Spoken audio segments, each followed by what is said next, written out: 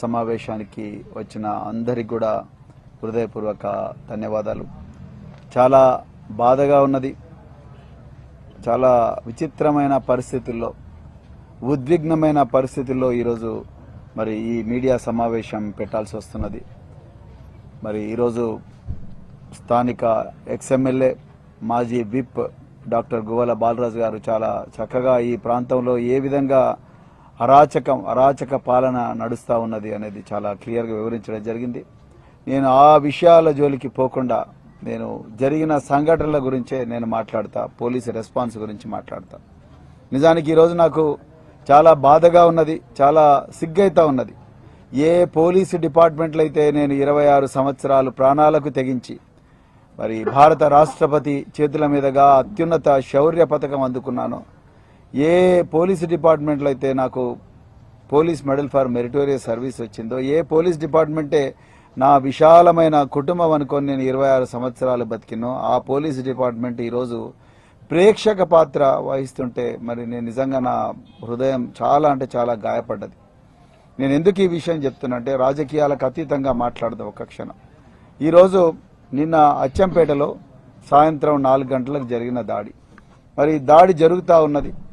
Okay, పోలీసులకు ముందస్తు సమాచారం ఉందా లేదా అనేది ఒక క్షణం నేను తర్వాత వస్తాను దానికి.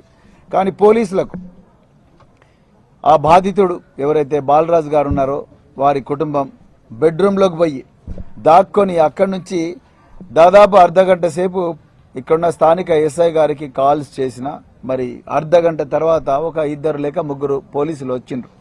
ఆ ఈయన కాల్ చేసినా లేకపోతే వేరే వాళ్ళు ఎవరైనా డయల్ 100 కాల్ చేసినా మొత్తం మీద వచ్చిండ్రు అర్ధగంట తర్వాత. ఇక్కడ మారణాయుధాలతోని ఆయుధం ఎక్కడుందంటే అది కర్రే ఇది చూడండి ఒక్కసారి మీరు. ఇది మామూలు కర్ర కాదు, సెంట్రింగ్ కర్ర. ఈ మారణాయుధాలతోని వాళ్ళు దాదాపుగా 15 నుంచి 20 మంది వ్యక్తులు వచ్చిండ్రు. ఆ వీడియోలన్నీ కూడా నేను నా ట్విట్టర్లో పోస్ట్ చేయడం జరిగింది. ఈ మారణాయుధాలతోని దాడి చేస్తున్నారు అని ఒక వ్యక్తి ఎవరో సమాచారం ఇచ్చిండ్రు. బాధితుడు అర్ధగంట సేపు కూడా కాల్ చేస్తే అక్కడున్న ఎస్ఐ గారు ఎత్తలేదు. వచ్చిండ్రు ఇద్దరు. వచ్చిన పోలీసుల వ్యవహారం మీరు చూడండి. ఒక గలాట జరుగుతూ ఉన్నది. మరి వ్యక్తిని, ఒక బాలరాజు అనే వ్యక్తిని చంపడానికి, వాళ్ళ కుటుంబం హాని చేయడానికి వచ్చిండ్రు.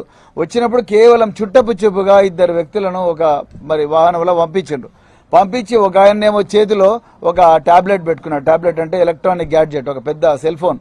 అదేవిధంగా ఇంకొక ఆయన అదిలిస్తా ఉన్నాడు.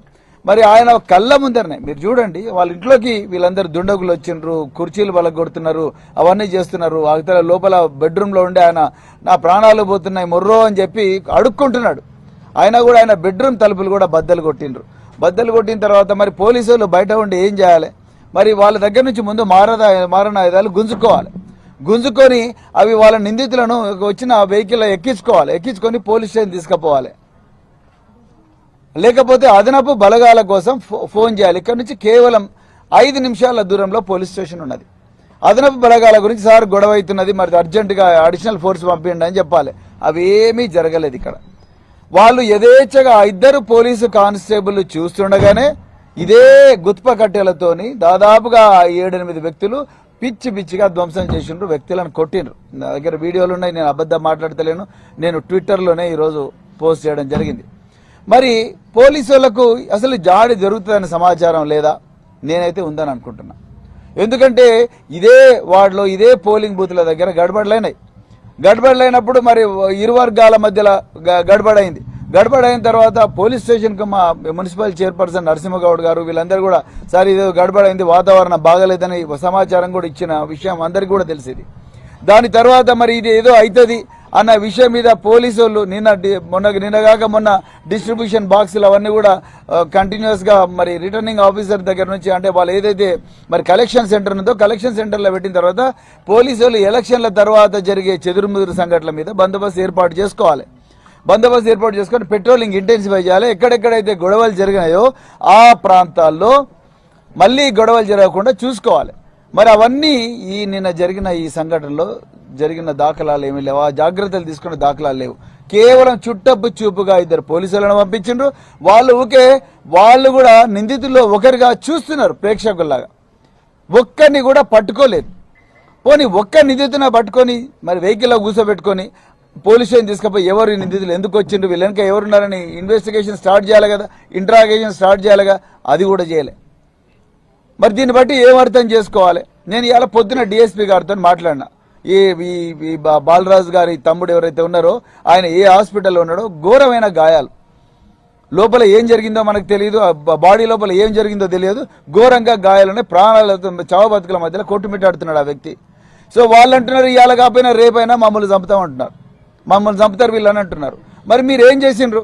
నేను డిఎస్పీ గారితో మాట్లాడినా. అయ్యా మరి ఏం చేసిండ్రు అంటే డిఎస్పీ గారు అంటారు, సార్ చూస్తాం సార్ వాళ్ళు పరారులో ఉన్నారు సార్ అంటున్నారు.